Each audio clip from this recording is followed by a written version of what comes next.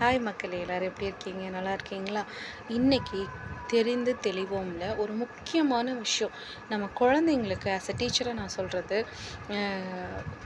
Compulsory அது என் குழந்தையா இருந்தாலும் சரி, எந்த குழந்தையா இருந்தாலுமே சரி, நார்மலாக அது ஏபிசிடி சொல்லித்தரீங்க எல்லாமே நம்ம பண்ணுறோம் இல்லையா? அது கேபிட்டல் ஏவா, ஸ்மால் ஏவா, ஜஸ்ட் ஐடென்டிஃபிகேஷன் கொடுங்க. ஓகேவா? நம்ம எல்லாத்துக்குமே ஏபிசிடி தெரியும், ஸ்மால் லெட்டரும் தெரியும், கேபிட்டல் லெட்டரும் தெரியும். ஓகே இல்லையா? அதே மாதிரி அதை எழுதும்போது சொல்லிக் கொடுங்க.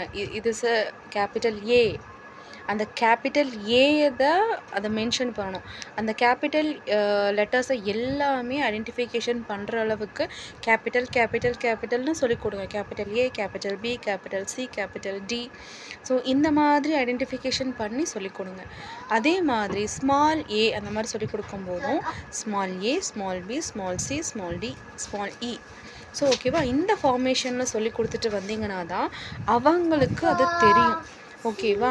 ஸோ சில இப்போ உள்ள ஜென்ரேஷனான குழந்தைங்களுக்கு தே டோன்ட் அனேபிள் என்ன சொல்கிறது, they don't able to understand and identify the letters. ஓகேவா? ஸோ நம்ம பேரண்ட்டாக as a teacher, as a பேரண்ட்டாக நம்மளும் ஒரு பேரண்ட்டு தான், நம்மளும் ஒரு டீச்சராக தான். எப்படியாவது யாராவது ஒரு டியூஷன் எடுப்பீங்க, ஏதோ ஒரு விதத்தில் இருப்பீங்க இல்லையா? ஸோ இதை ஐடென்டிஃபிகேஷன் பண்ணுற அளவுக்கு இந்த மெத்தடை ஃபாலோ பண்ணுங்கள். ஓகேவா?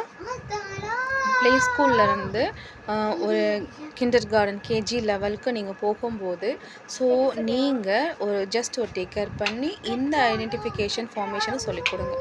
ஓகேவா? டேக் கேர், பாய்.